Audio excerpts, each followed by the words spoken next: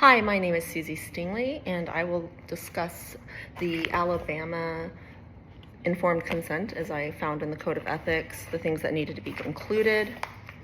They include purposes, goals, techniques, procedures, limitations, potential risks and benefits, and they need to be provided in both verbal and written form. They also need to include intended use of tests and reports, fees, billing arrangements, collection procedures, and how non-payment of fees is going to be handled. And they have the right to expect confidentiality with explanation of its limitations, including supervision, consultations, and treatment. I found one thing that I didn't find in the ACA code, and it said that clients have the right to refuse any recommended services, but they need to be advised of the consequence of such refusal.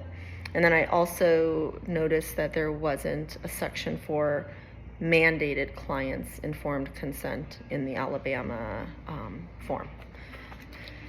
So next I would like to discuss a form that I found for a local therapist here in Alabama. And this was one very detailed form when I compared it to other informed consent forms that I had reviewed. The reason I chose this one because there were a few things that I found very interesting that I hadn't seen in the Alabama informed consent requirements or the ACAs, and two of them. One of them said it's a no secrets policy with couples or families, and I understand that follows under like an informed consent for confidentiality, but I just found the no secrets policy, the way he described it, as very unique to him. So that's the one I'm going to read. When the therapist agrees to treat a couple or a family, the treatment unit, the therapist considers that the couple or family to be the client. The therapist may need to share information learned in an individual discussion with the entire treatment unit, that is, the family or the couple, if the therapist is to effectively serve the entire unit being treated. During the course of therapeutic work with a couple, the therapist may see or speak separately to a smaller part of the treatment unit. You should see these discussions as part of the therapeutic work of the family or couple, unless otherwise indicated. The therapist will use best judgment as to whether, when, and to what extent disclosures will be revealed. This no secrets policy is intended to allow your therapist to continue to treat the treatment unit by preventing a conflict of interest to arise, where an individual's interests may not be consistent with the interests of the treatment unit.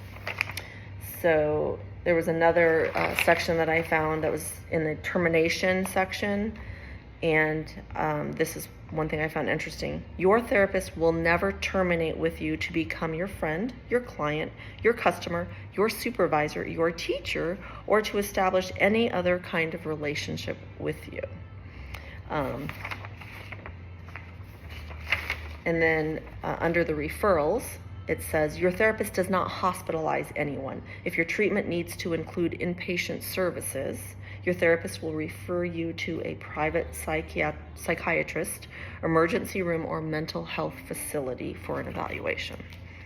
So there were 18 components, sections to his informed consent. And again, I found the details much more interesting than the other consent forms I reviewed.